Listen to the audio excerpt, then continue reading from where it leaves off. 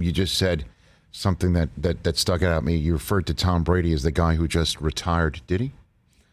Yeah, he did.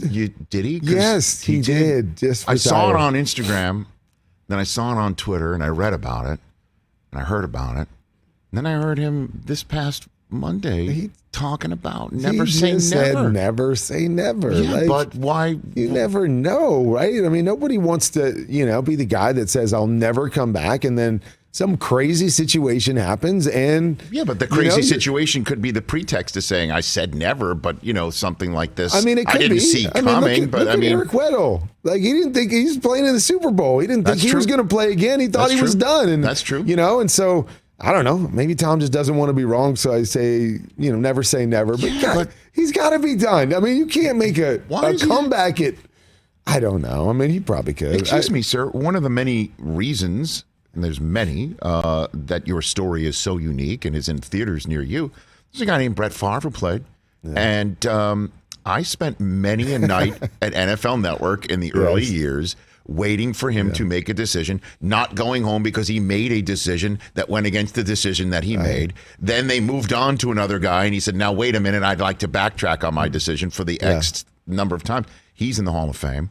With you, no doubt. You think Brady's done? I do believe he's done. So then why would he say what he's saying? I mean, again, I think you leave everything open, and maybe it's just fun to be able to have people like us continue to talk about him even when he's done. But I mean, I think there's two things to me: is that the work that Tom puts in to get ready for a season. Yes. I mean, that's not something that you just kind of fall into like, I'll come back for training camp and go play again.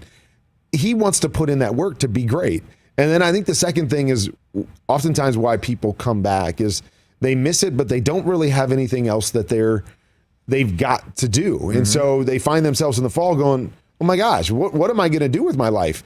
I don't think Tom has that issue, whether it's family stuff that he's doing or all the different business endeavors that he's going to take on. And I think he's going to have something that is going to feed that competitive nature inside of him. Maybe not like those 3 hours on Sunday afternoon, but he's got plenty of stuff that will fill that void. And so for those two reasons, I don't see it. It took him 3 business days, though. I mean, he said he tweeted and Instagrammed it out on a Tuesday, and then Monday, Jim Gray on his own podcast asked him, are you definitely retired? And then he gave this very well thought out and reasoned response that kind of caught me off. It's still fresh. It's still fresh. How long did it take for you to finally say, I'm done? How long did that happen? I knew when I retired, but I had also been thinking about it the year before. So we went to the Super Bowl the year before. Right. And I was contemplating it as we were making that run and just some of the things that go into it. I was like, this may be it for me. And, so once the Super Bowl was over and I kind of got away, I was kind of waiting to see if that itch came back and like that fire came back. And it was a couple of weeks and I'm like, all right, I still want to play again. About halfway through the next year, that feeling came back like, this is it. The work that goes into it, the commitment that you have to make, the toll that it was taking on me physically, it was just kind of like, it's time. So I knew halfway through the year I was going to retire. And so I had a half of a year for it to sink in and going through the playoffs and talking to the people that were close to me. And so I knew pretty definitively at that point in time I was done because it had, carried on for about a year and a half of me contemplating it. I'd never asked you this question, so I'm going to do it anyway. So if Ben's pass was a little underthrown or went off the fingertips of Santonio Holmes or he dotted the out of bounds part, would you have retired?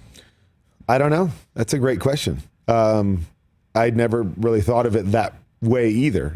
For me, it was just the feel of, do I want to come back or do I not want to come back? But I don't know. I mean, because I'm sure that, maybe that overrides even the feeling you have like, okay, I feel like I should play another year, but man, if I play another year, like there's no way I'm going to finish it like this. But I don't know. It never crossed my mind because I never really, considered retiring until I got away from things and reflected on what I was feeling. But maybe if you had that magic carpet ride send off, maybe, and that's what Brady's sitting around thinking. Right, that could be. My last snap was handing it off to Leonard Fournette. Yeah. Like I didn't get to touch the football. I mean, a great example for you in that was Dick Vermeil. after our win in 99, Yeah. he retired, because he's like, oh my gosh, went from here to there, and now I won my championship, and everything feels great. And he retires, and a year later he's back coaching the Kansas City Chiefs. He's like, what was I doing? Like the emotions of that moment led him to retire, as opposed to maybe just the feeling like I was done. So I don't know. Maybe you got something there. Storyline that you can keep going for a little while. Yeah, all right. Let's keep. We could do that. Good thing Vermeil didn't have a podcast to come on the air and say, I'm done, or I think I'm done, or anything like that. Hey, you watched all the way to the end. Thanks for that. Watch more right here.